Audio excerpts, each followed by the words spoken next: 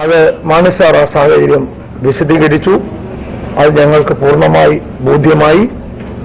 മാണി സാറിന്റെ വിശദീകരണത്തിന്റെ അടിസ്ഥാനത്തിൽ ഞങ്ങളുടെ ആരുടെയും ഈ കാര്യത്തിലുള്ള എതിർപ്പോ എല്ലാം ഇപ്പോൾ ഈ മീറ്റിംഗ് വഴി അവസാനിച്ചിരിക്കുന്നു.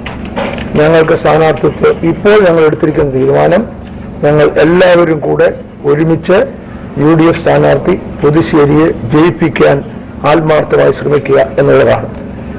ഇതുവരെ ഉണ്ടായിരുന്ന എല്ലാ തർക്കങ്ങളിലും ഇന്നത്തെ ചർച്ചയിലൂടെ അവസാനിച്ചിരിക്കുന്നു.